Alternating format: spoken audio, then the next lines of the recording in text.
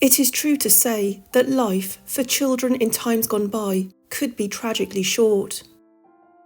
With high rates of infant mortality and the brief life expectancy of those who survive their perilous early years, it is unsurprising that the ghosts of children are commonplace in Britain's haunted locations. Sometimes they make their presence known with the sad echoes of their tragic demise, but this is not always the case. Some locations report the sounds of children playing merrily, reliving those happy days of childhood.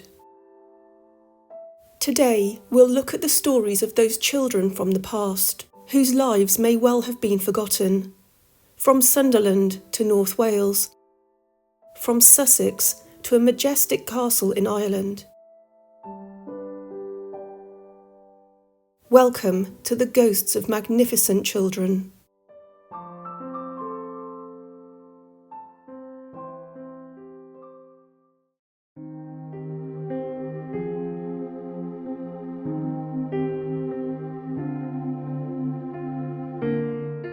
Hylton Castle is located in the North Hylton area of Sunderland, Tyne and Wear, England. An earlier castle built from wood stood on the site constructed by the Hylton family shortly after the Norman conquest in 1066. It was later rebuilt in stone in the late 14th to early 15th century.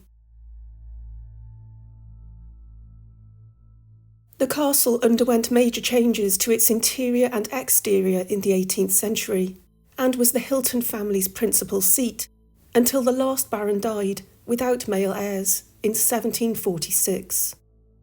In the mid-1800s, the castle underwent periods of abandonment, but was also used as a carpenter's workshop, a farmhouse, and even a boarding school, attended by Joseph Swan, who was an early developer of the incandescent light bulb.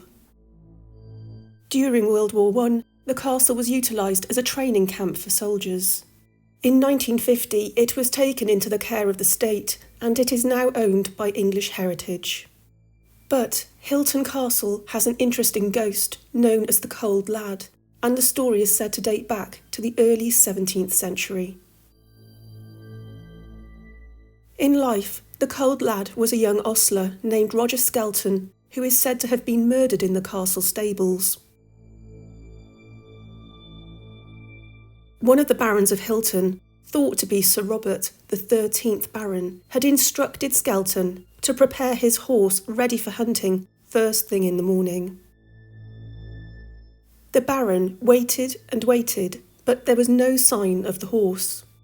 Enraged at the delay in receiving the stallion he'd ordered, the Baron stormed into the stables to find Roger fast asleep on the hay and his horse unsaddled. The Baron was livid. He either struck the boy with a pitchfork or he hit him on the back of the head with a riding crop, striking a spot that had been previously injured and weakened the day before. Either way, Roger received a fatal blow. Ashamed at what he had done, or more likely to conceal his brutal crime, the murderer covered his victim with straw until night-time, when he took the body and flung it into the pond, where indeed the skeleton was discovered some time later. The Baron was tried for Skelton's murder, but he had an alibi, who it is rumoured he blackmailed. An old farm worker stated at the trial that the Baron had ordered Skelton to remove a tool from the top shelf in the barn, and he'd fallen, seriously injuring himself in the process. The Baron had tended to the wounds, but Skelton died a few hours later. It is on record that Robert Hylton, the 13th Baron, was pardoned in 1609 by King James I. Soon after the murder, strange events began to occur in the castle. The kitchen would be tidied meticulously at night if left in a mess, a benevolent act that the staff appreciated. However, the spirit could be mischievous and would also be heard amusing himself by smashing plates and dishes, hurling the pewter in all directions, and causing absolute chaos. An unseen person would take hot ashes from the fires and lie on them, leaving an imprint of a body, and numerous cooking pots were emptied onto the floor. Stable doors would be unbolted and objects went missing for days and then would appear in bizarre locations. It seemed that whilst the king may have pardoned the Baron, Robert Skelton certainly had not. Many members of staff witnessed the ghostly boy, and so unusual were his actions at times, it became difficult to retain the kitchen staff at the castle. On one occasion, a dairymaid who was rather fond of helping herself to the richest cream the pantry afforded was taking her usual sips from the various pans. Without warning, the Cauld Lad, hidden from view, suddenly startled her by shouting, "You taste, and you taste, and you taste, but you never give the Cauld Lad a taste."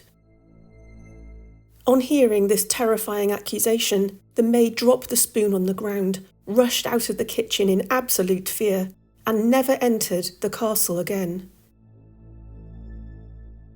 That night, the cook stayed up late to see if he could catch the culprit causing the mischief. He saw the ghost of the young boy and heard him crying, "I'm cold." The cook consulted a local wise woman who listened to the story and offered some advice. She was convinced the apparition was looking for warmth and rest.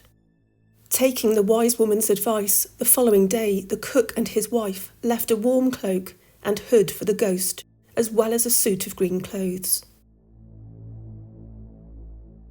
The couple sat up to watch from a prudent distance.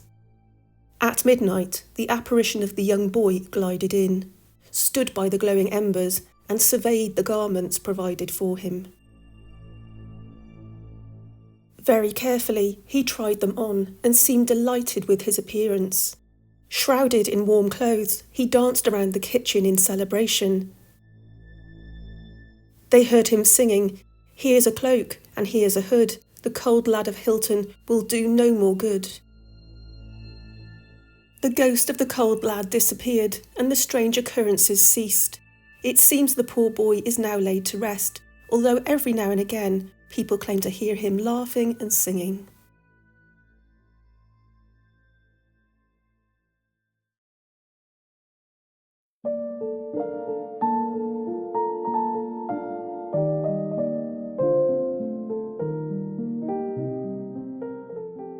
Amberley is a picturesque village and civil parish in the Horsham district of West Sussex. It is noted for its beautiful thatched cottages and the Amberley Wildbrooks, a wetland which floods in winter and is known for its wildfowl. Amberley has a castle which used to be the summer residence of the Bishop of Chichester, but today it operates as a hotel. Just next to the castle is the Norman Church of St. Michael, and it is the vicarage of this place of worship that is said to be haunted. The vicarage foundations and cellars are Elizabethan in age, but the property was expanded during the 1890s, when the Reverend William Streatfeild became vicar at the parish between 1897 and 1902. He moved in with his wife Janet and their two daughters, Ruth, who went on to become an illustrator, and their younger daughter, Mary Noel Streatfeild, who was 2 at the time.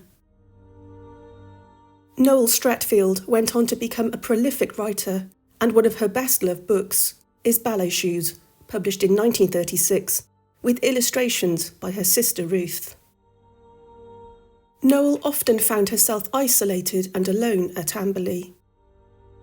Sadly, due to Ruth's asthma, she was sent away to live for 4 years with her grandparents, where she was looked after by a nurse, rather than stay in the damp Amberley vicarage. Whilst Noel had a younger brother and sister, they preferred each other's company.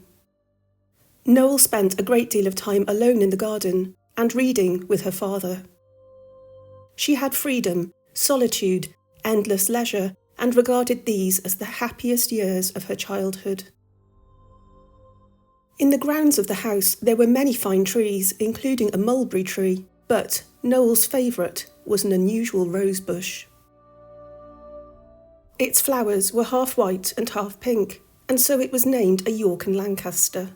Noel regarded this as her own special plant until she realised that there was another little girl who loved the rosebush too. She wore white pantalettes with a long dress, and her striking golden hair was arranged into ringlets. But she would never speak. Noel was quite accepting of her new companion and did not feel anything odd about her appearance. They would play in the garden for hours. However, in time the little girl began to be heard in the house on a regular basis. Occasionally, Noel would see her inspecting the new guests, turning the handle of the spare room in the night, walking with audible footsteps over the wooden floors. Although Noel was calm about these events, the guests were terrified, and some would leave hurriedly well before breakfast. Strangely, the servants at the vicarage knew about this ghostly little girl, but they did not want to mention it to the family. Noel didn't mention it to her parents either, as she didn't think she would be believed. The local villagers also knew about the ghost, but refused to tell the vicar, fearing he would be sceptical about such claims, and scared he and his family might be frightened into leaving, as so many before them had. In 1902, the family moved to St Leonard's, and the new resident at Amberley was the Reverend Carr, who arrived with his family. Within days, Mrs. Carr had seen the little girl. She was so clear and lifelike that Mrs. Carr thought she might be lost. Mrs. Carr witnessed her through the dining room window one afternoon and observed her walking up the garden path towards the property's front door. She was struck by the white dress, the golden ringlets, and thought the child was roughly 7 years old. Mrs. Carr waited for the child to knock on the front door, but nothing happened. Surely the little girl could not have simply vanished. She went to ask the housekeeper what had become of the child, but she had not seen her on this occasion. In 1904, the Carrs made the decision to renovate the vicarage, and an old wall was demolished so that the dining room could be extended.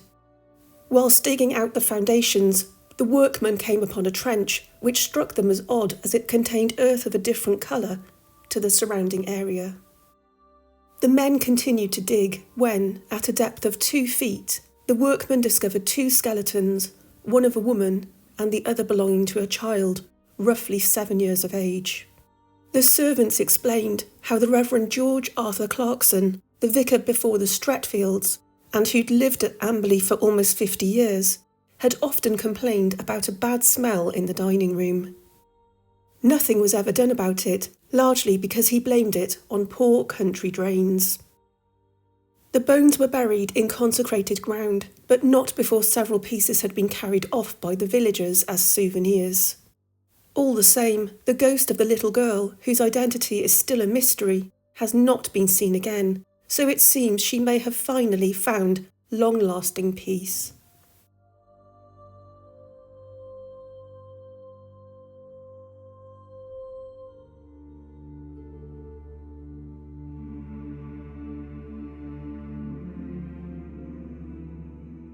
The dramatic ruins of Denbigh Castle sit high up on a rocky outcrop 142 metres high.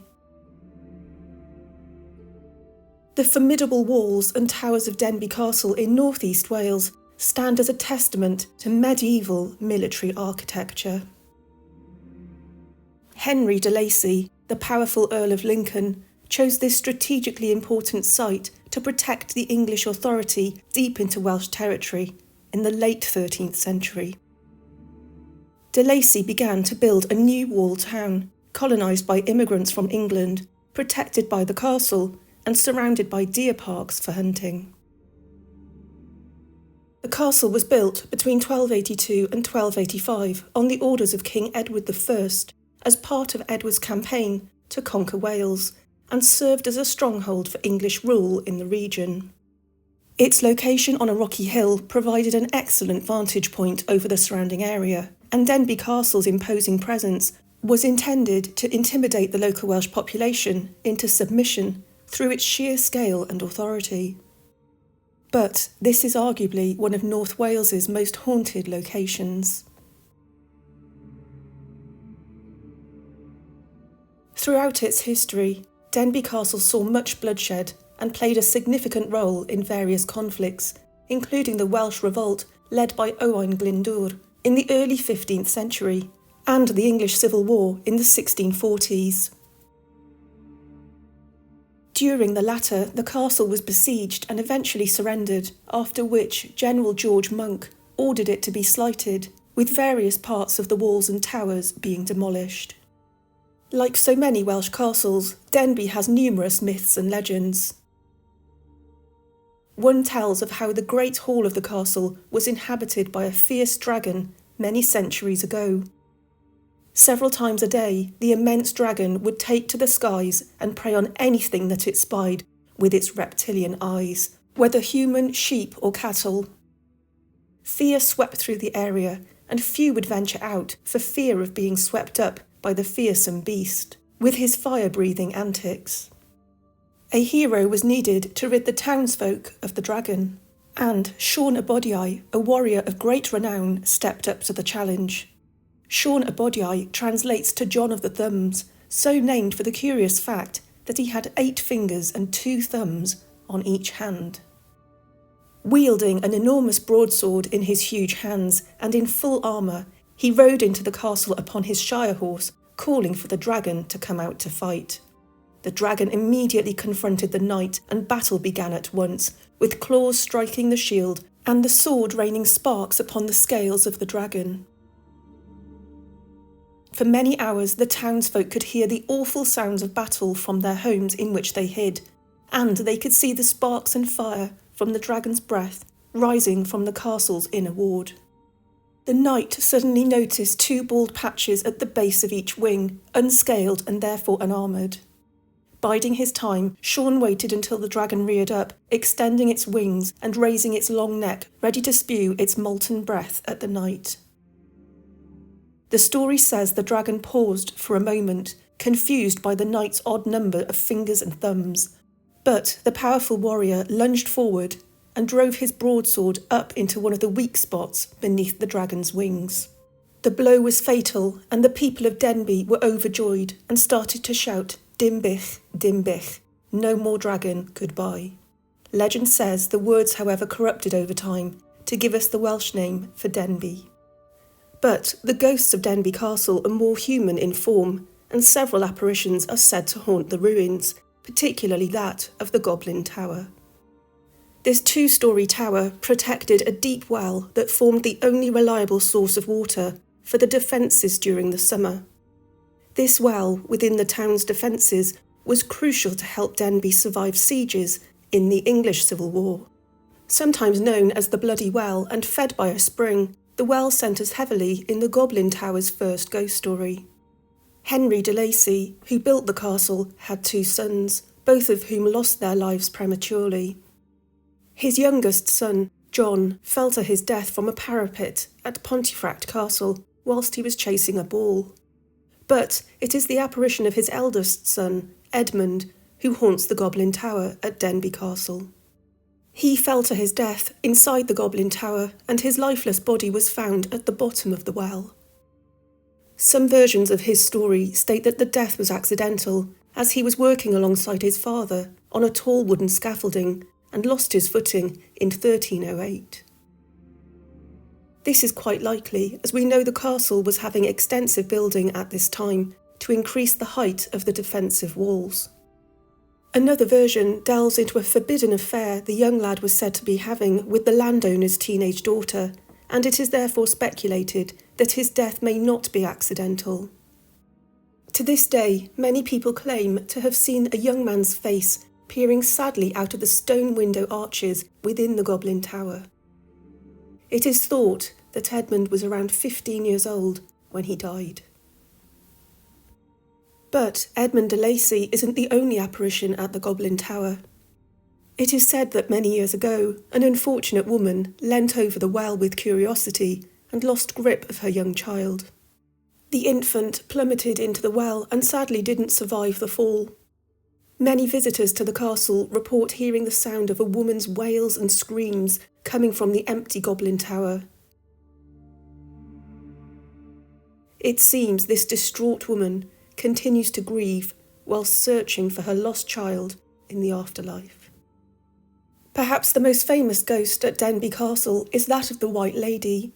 Her identity and backstory remains a mystery, yet many claim to have caught sight of her. She is commonly seen gliding smoothly through the Goblin Tower and the connected walkways, and is always described as moving effortlessly, with a glowing white aura surrounding her, and she wears a white flowing dress and has fair hair. Many believe her to be the ghost of a young widow who was left heartbroken when her husband never returned from a battle. After many years, the young woman died of a broken heart and now wanders the castle grounds forevermore.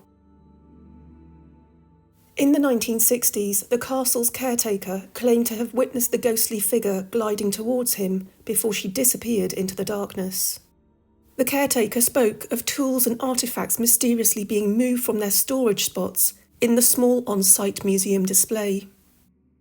And she was witnessed by 3 young boys in 1999 who fled from the castle in absolute terror.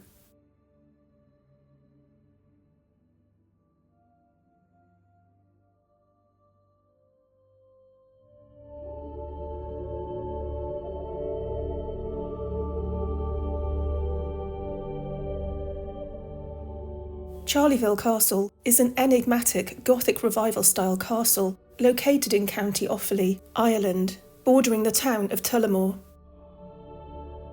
Standing proudly at the end of a driveway and surrounded by ancient forestry and crooked oak trees, Charleville Castle, with its impressive turrets and breathtaking splendour, is haunted by a number of resident ghosts. Constructed between 1798 and 1812 by Charles William Bury, the first Earl of Charleville, the castle's architect was Francis Johnston, who also built the General Post Office on O'Connell Street in Dublin, one of Ireland's best-known landmarks, and the Chapel Royal at Dublin Castle.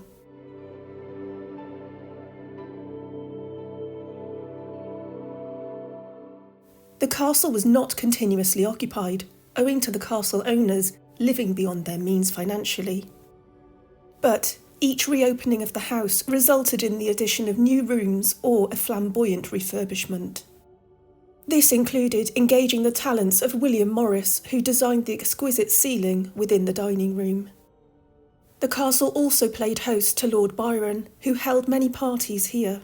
But the family's inability to curb excess spending meant the periods of occupancy became intermittent, and in the 1960s the castle was all but abandoned.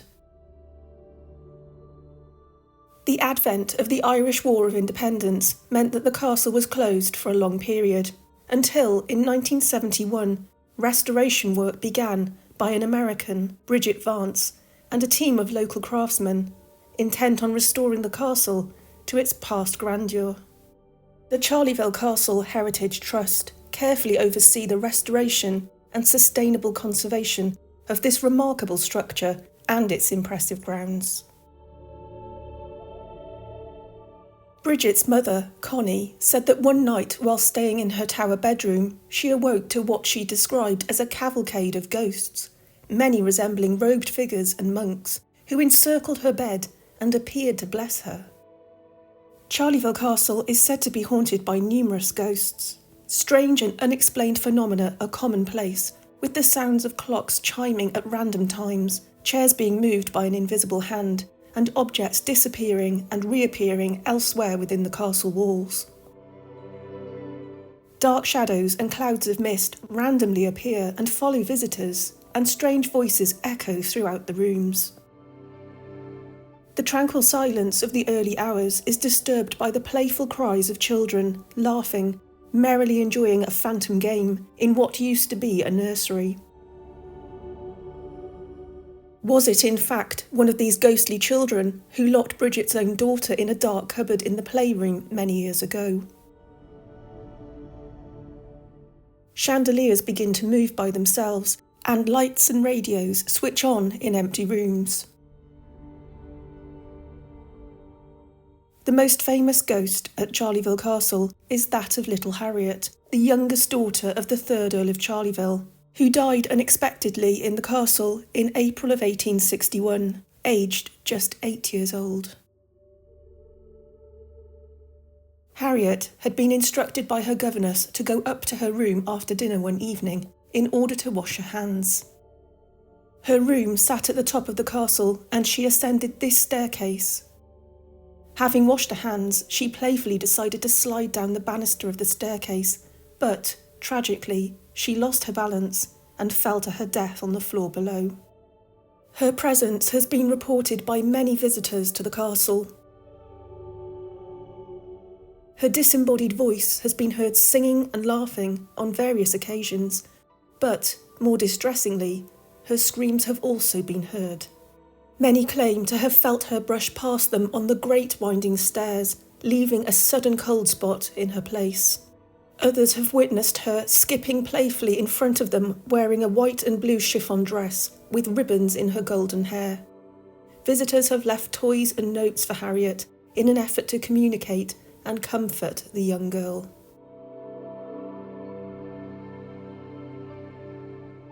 Occasionally, Harriet is accompanied by the spirit of a young boy whose identity is unknown. Their presence has been experienced by many guests on the landing and in her bedroom, areas which are well known for their chilling and sad aura. Bridget Vance's son, when he was only 3, had a first-hand experience with Harriet and the little boy. He went missing in the castle, and naturally his mother began to worry. Concerned he could hurt himself on the steep stairs or encounter a perilous drop from a high floor, the castle was searched, and he was soon found, fit and well, at the bottom of the staircase. He explained that he was helped down the stairs by a little boy and girl who looked after him and held his hands. Close to the spot where Harriet passed away lies a room resembling a small library. It is believed that the family who originally built the castle were involved with the Freemasons, and local legend says that this room was used for meetings.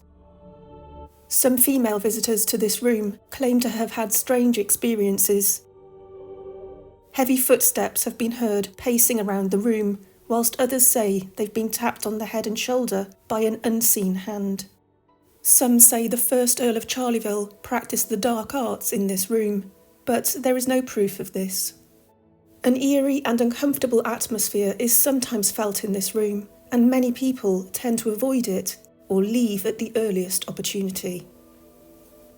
The dungeon is another terrifying space, and it is said to be haunted by an evil entity, and many people have made contact with this malevolent spirit. Torture and death likely occurred here, and some of the devices used in such evil acts are on display.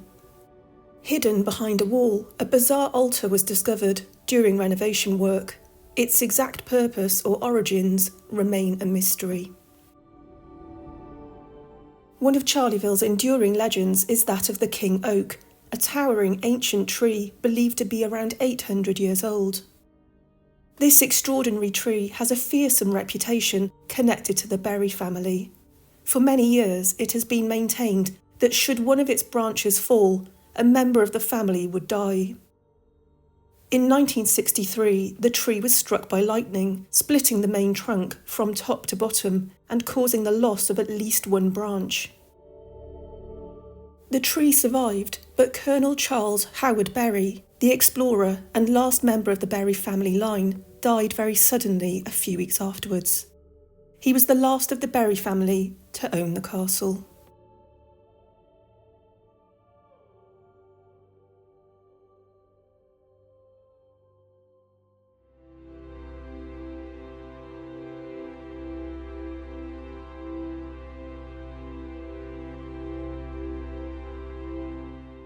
In the Middle Ages, one disease was feared in the UK above all others: the Black Death.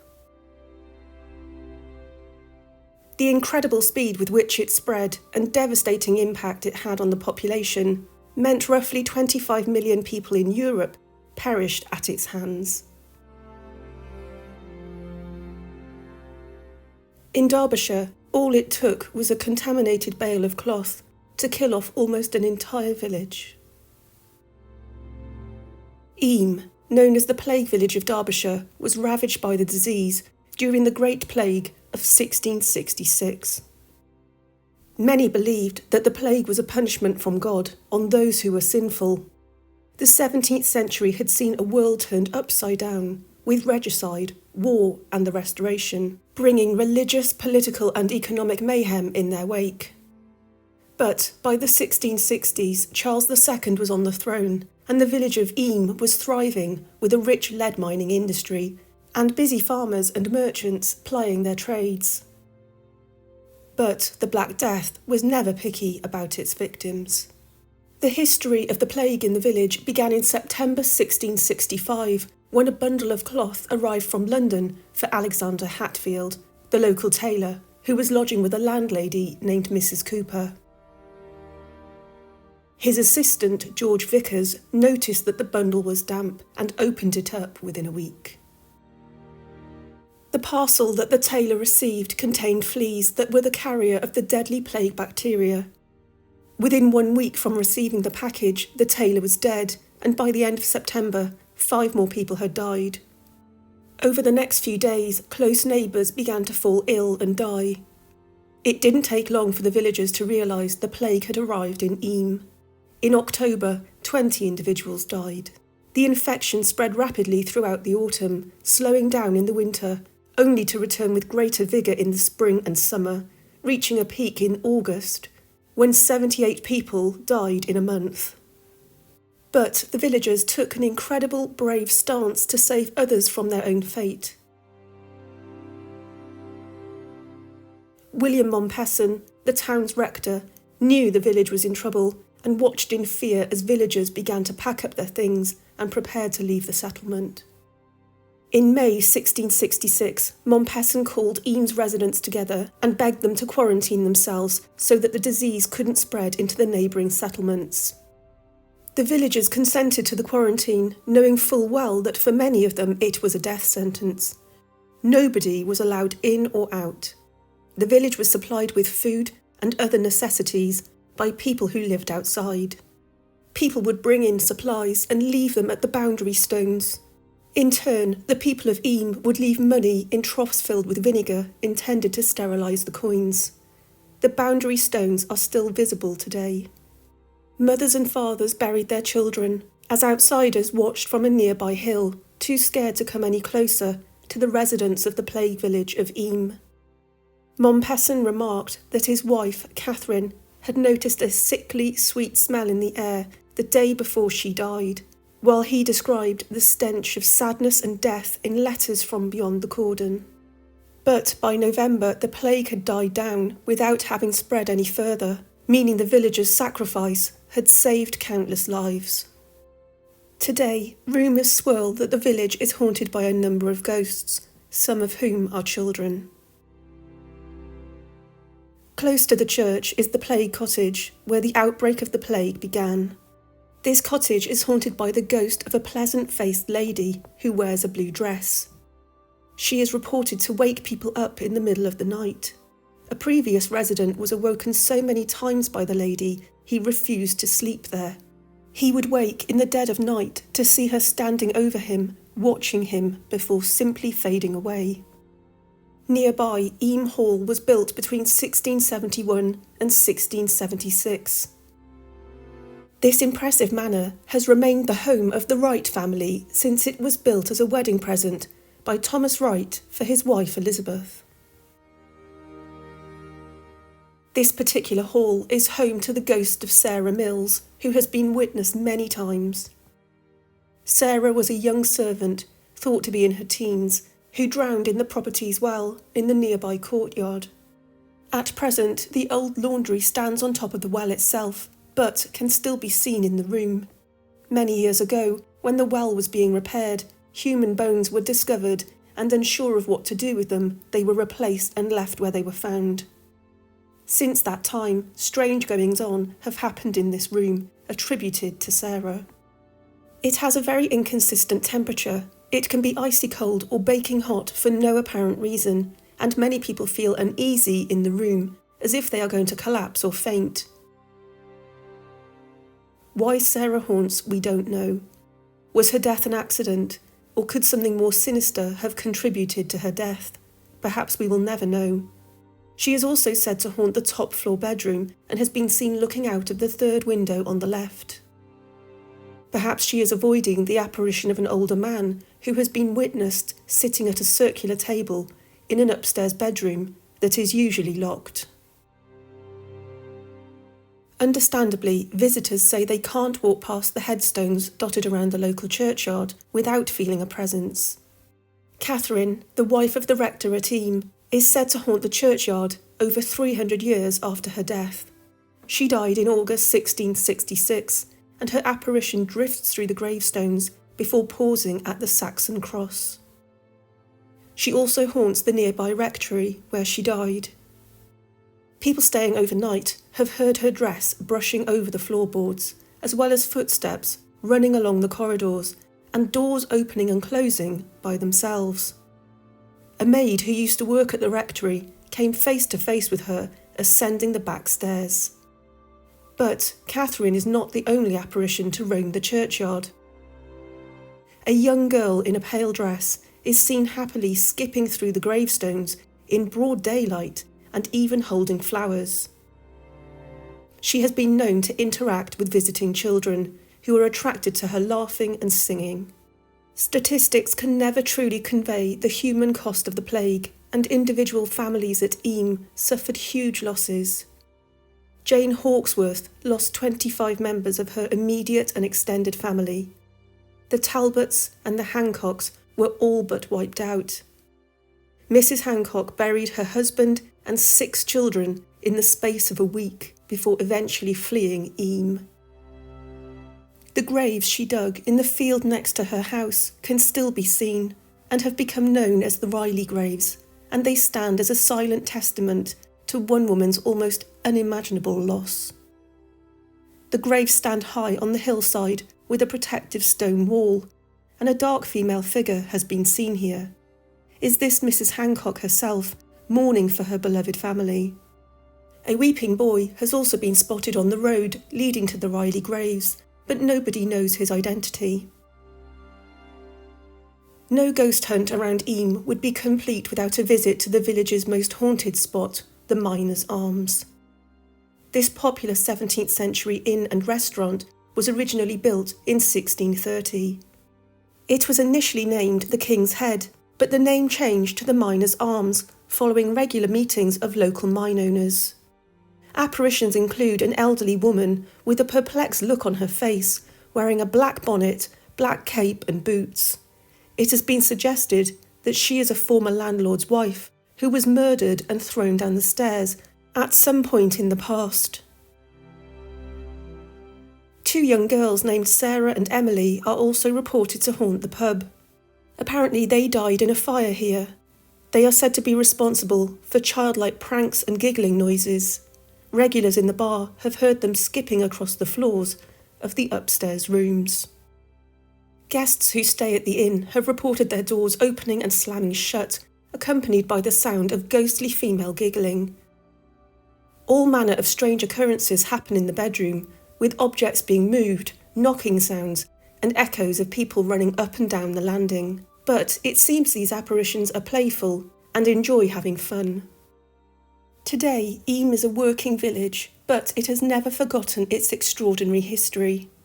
The story of Eyam is not just a tale of tragedy, but also a testament to human resilience and solidarity in the face of unimaginable hardship.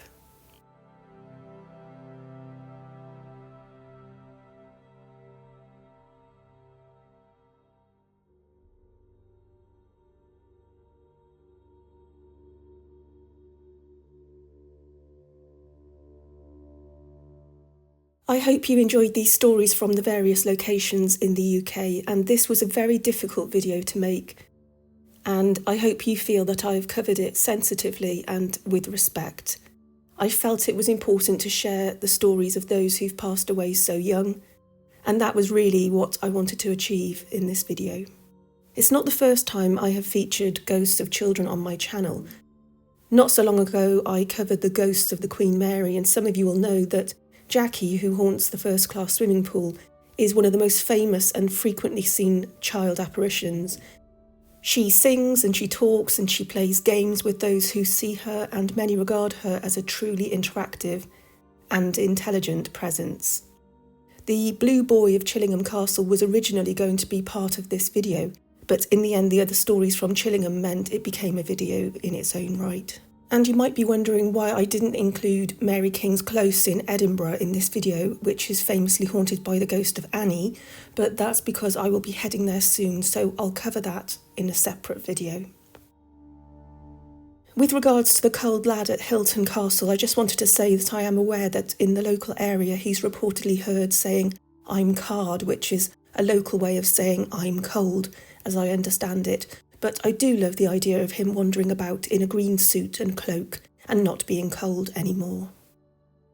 I think the idea of Denbigh Castle being named after Denbigh is a bit far-fetched, much as I love a good dragon story. In South Wales, we would usually say a dry goch, meaning a red dragon, and I have read that Denbigh largely translates to little fortress, but who knows.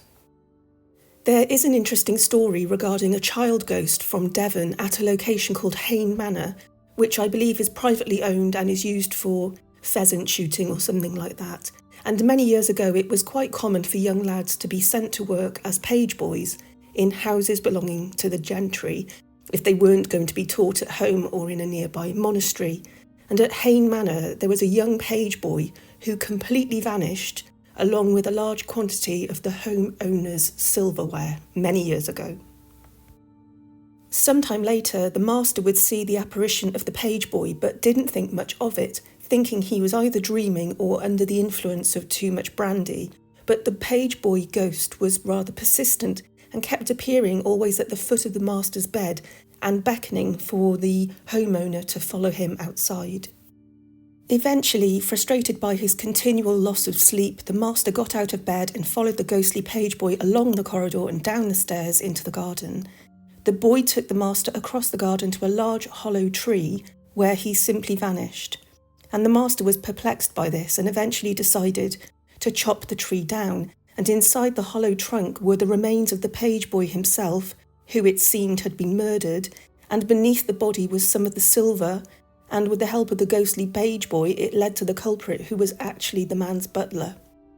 And the butler had been taking the silver piece by piece and hiding it in the tree until he could gather it up and sell it.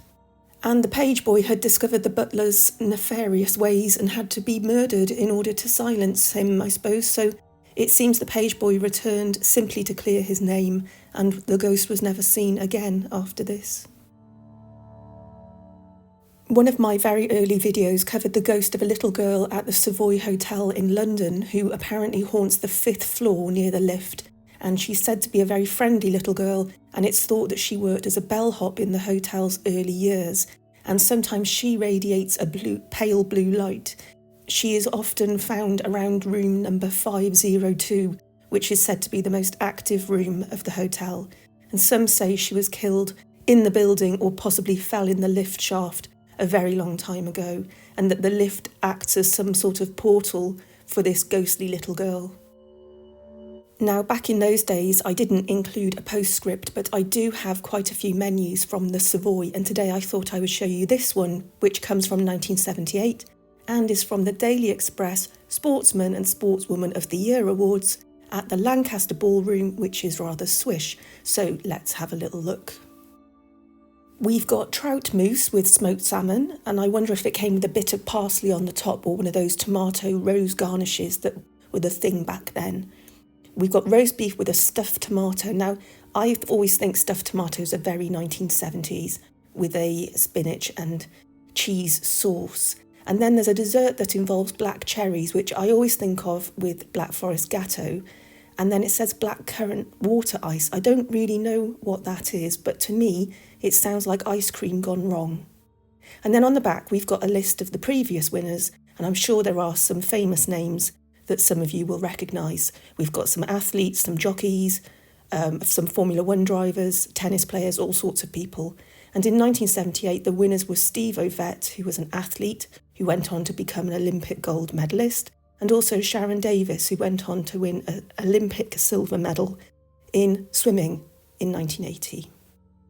And I bumped into Sharon Davis at Heathrow Airport once upon a time, and she was unbelievably tall compared to me, and I think she's close to 6 foot. And then later that day, when I was in the queue to go through security, Dame Judi Dench was behind me. So that was just bizarre. Anyhow, that's it from me today. Don't forget to come and find me on Instagram. Please like and subscribe, and thank you so much for watching, and I'll see you all on the next video. Take care, guys, and I'll speak to you soon.